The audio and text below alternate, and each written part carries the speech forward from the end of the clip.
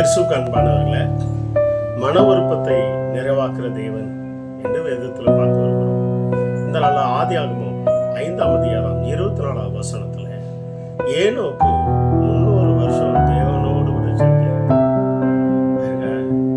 மன விருப்பம் எப்படி பாருங்க, ஒரு மணி நேரமா தேவனோடு கூட சஞ்சரிக்க முடியலையே நீங்க நினைத்து விட்டுருக்கலாம்.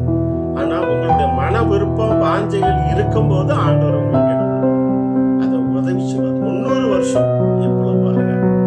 ஆனா அதே போல 6ஆம் அதிகாரம் 9ஆம் வசனத்துல நோவாவும் தேவனோடு சஞ்சரித்தாங்க.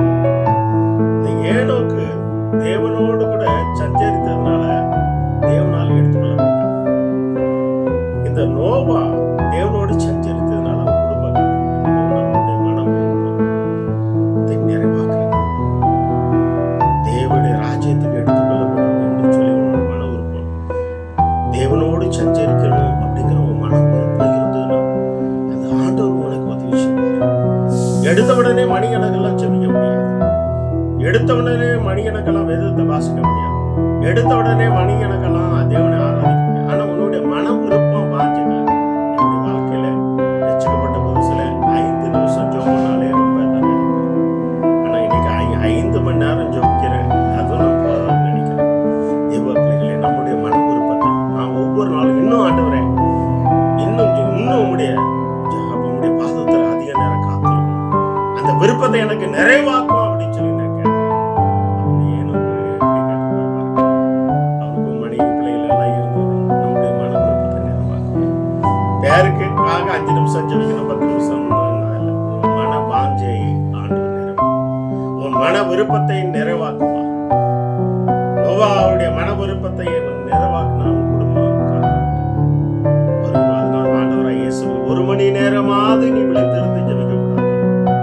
உனக்கு வாஞ்ச ஆண்டவருக்கு 24 மணி நேரத்துல 1 மணி நேரமாவது கொடுக்கணும் அப்படிங்கிற மன விருப்பம் இருந்தாதான் ஆண்டவர்.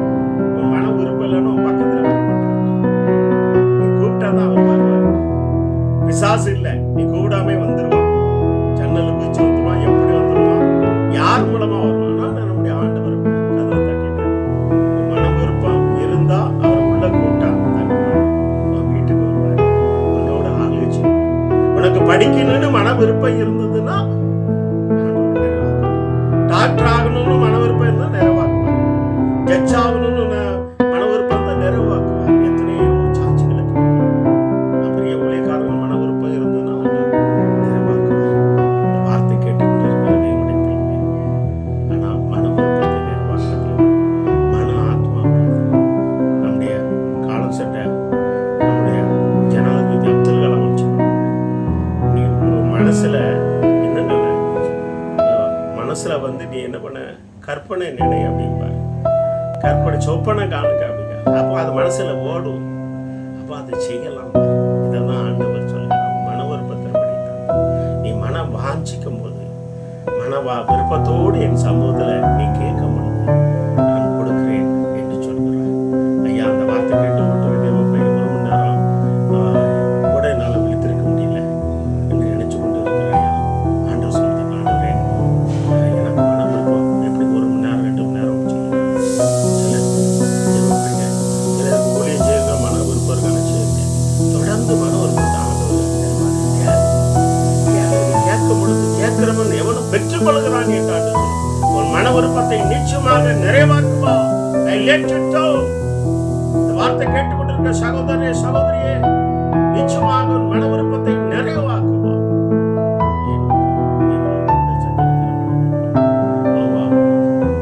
பிள்ளைகளே, நம்முடைய ஆண்டவராகிய இயேசு கிறிஸ்து தேவனோடு அவர்கள் சஞ்சரி. நானும் தேவனோடு இருக்கக்கூடிய மன விருப்பம்.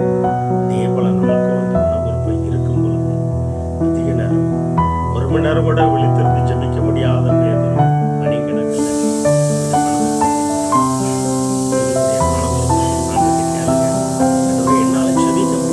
சஞ்சரிக்கணும், எனக்கு உதவி செய்யுங்க, என் மன விருப்பத்தை நிறைவாக்குங்க என்று சொல்லி கேளுங்க.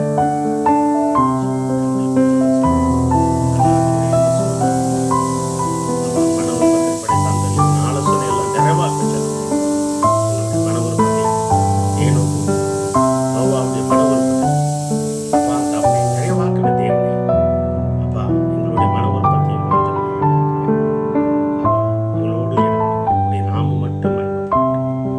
He can talk in the name of Jesus.